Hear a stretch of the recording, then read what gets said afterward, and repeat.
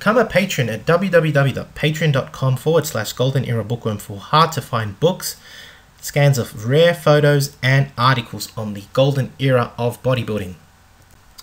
Hi everybody, Golden Era Bookworm here. Today we continue with this series on Bruce Lee the Dragon, with a focus as to how Bruce Lee developed his shredded, ripped and muscular physique. Today's focus is on his isometric training methods, which he used early on in his career. Bruce Lee initially used isometrics for developing strength, and today we will look at how isometrics can actually help develop strength and the basic 8 exercises that Bruce Lee used to develop his unique type of strength that isometrics can actually build. So let's have a look at that. Now, I mentioned in my previous video, when Bruce Lee decided to finally start conditioning his body for cardiovascular fitness and strength, one of the first things he came across when reading his articles in his thirst for knowledge on muscle and strength was the ads promoted by Bob Hoffman from York, Pennsylvania on isometrics training.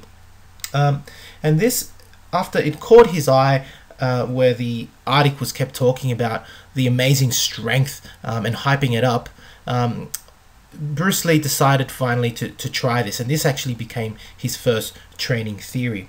What actually caused his decision was that during the early 60s, isometrics had received a great deal of press, especially from York, and monthly they would report on results from their Olympic weightlifting team, and both gains in size and in strength. And what they failed to mention, though, was that Bob Hoffman was also using Dianabol in conjunction with the isometric contraction system, as shown in this booklet by Bob Hoffman. Nevertheless, because Bob Hoffman had such a great reputation being part of being the leader of the York Olympic weightlifting team, Bruce Lee decided to train isometrics as his first training method. So these are, for example, the advertisements that Bruce Lee actually saw in the Strength and Health magazines that he subscribed for. So you can see that Hoffman here is promoting his training equipment, specifically the Power Rack, and his publications. And so you can imagine then that Bruce Lee, for example, you'll see in photos on the internet and some that I'll show you today, he actually purchased the Power Rack, and he obviously bought the publications. I obviously own a lot of these publications, which I'll also offer on my Patreon account, linked above. Now, as I mentioned, I've got several of these books from Bob Hoffman scanned and ready on Patreon if you decide to become a member. And from these books, what I've found is that isometrics develops raw strength because it focuses on training the hardest part of the exercise, and it's only one position. For example, if you look at the curl as pictured here, where Bruce Lee is performing the hardest part of the curl, which is the middle part of the curl. The middle part of the curl is the hardest part because of leverage. This is the hardest point, the sticking point where you would be struggling with the barbell if you were actually doing a full concentric contraction. So it's also got advantages in that, unlike bodybuilding exercises which involve movement of the weight and more energy expended, you can actually train isometrics every single day with very little limited equipment, such as a power rack, or shown here, this chain pole attached to a piece of wood which one of Bruce Lee's friends made for him, and very simple to make, and he actually just can modify the length of the chain and try all sorts of positions. For example, the curl, a deadlift, the squat, a press overhead. He can modify the length and therefore choose to lock out and press it and press the bar at that point. So yeah, limited equipment is needed to have a very effective workout of isometrics. Also little time, because you're only working one position for a few seconds, you can go from one exercise to the other very quickly. It only takes about 10-15 minutes. Of course, you can, because of the limited equipment, you can also train at in the privacy of your own home. The only issues, of course, are limited hypertrophy. It's very good for defining the physique and for developing strength, but not for gaining actual muscular size. As I mentioned earlier, you only train one position, and therefore it's not a complete workout. It's not a complete workout at all. You're only training one aspect of your body, and that is strength. And you also have to monitor your increase. You have to test it by actually doing some lifts. So it's not just an isometric training, it should be part of a complete workout. So listed here are the 8 basic exercises that Bruce Lee used as he read through the Hoffman publication. But before reading these out, I'd like to simply give you some pointers on performing the isometric workout if you decide to do it yourself, and that is to not overdo it, because you're only supposed to do each exercise once for time, just once, right? So for example, for the press lockout, which I'll explain how to do, you would only hold it, for example, for 6 to 12 seconds, and you increase your time over the sessions, basically. You would obviously have to give 100% of effort. That's the point. Strength is about giving high intensity effort in your workout, so it does require giving absolutely everything you've got. And also, as I mentioned earlier, it shouldn't take too long, so choose a time where you would have 15 to 20 minutes to perform the exercises as follows. And of course, keep it an accurate record of your workouts. With the 8 exercises that are listed, they are the press lockout, the press start, rise on toes, the pull, the parallel squat, the shoulder shrug, the dead weight lift, as well as the quarter squat. Briefly explaining each of these.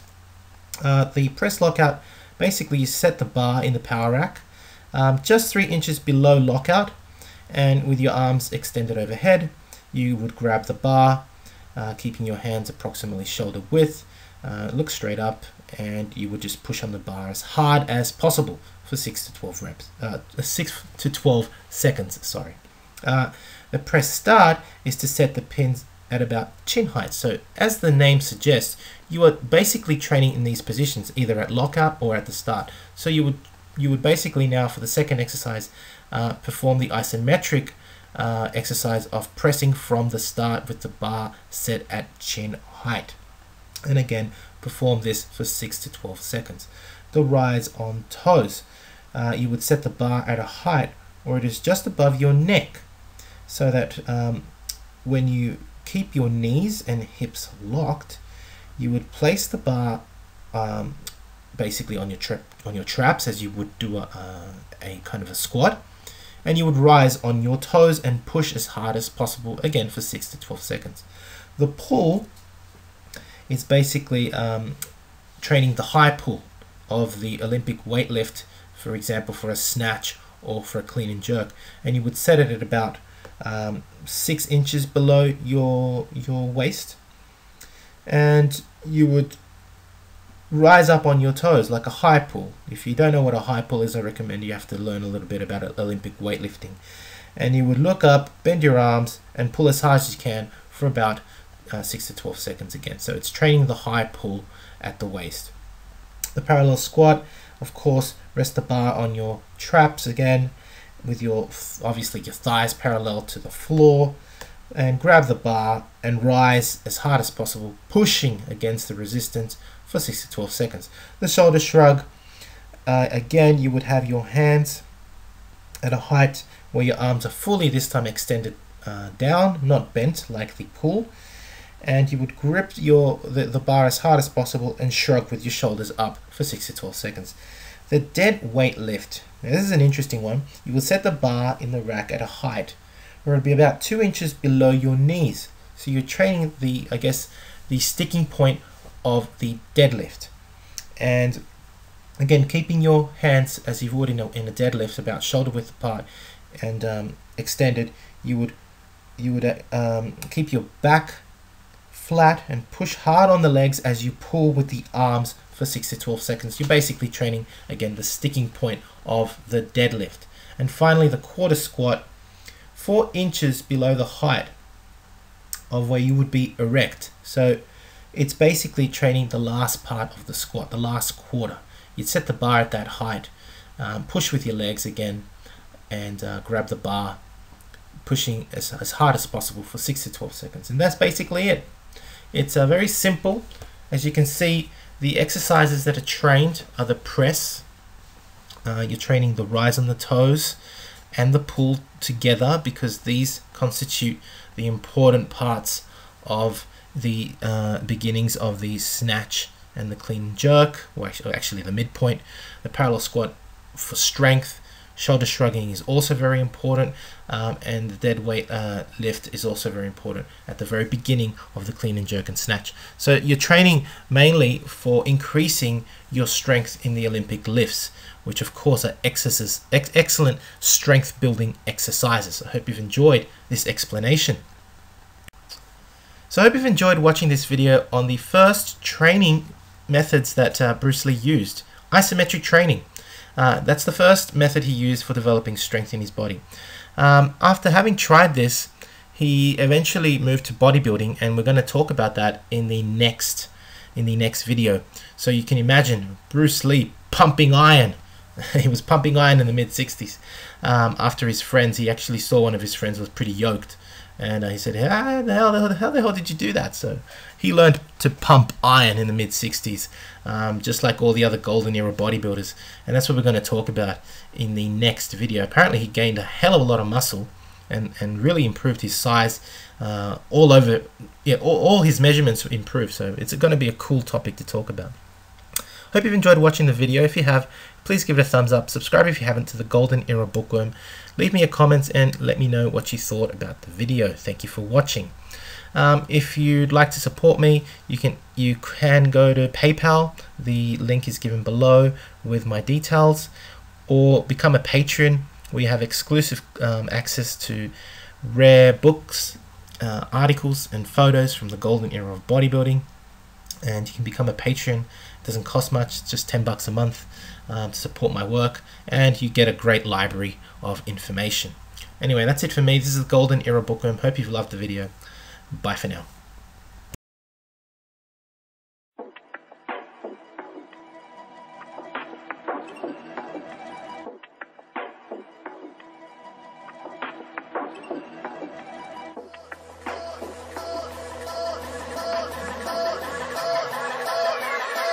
Na na na na na na na na na na.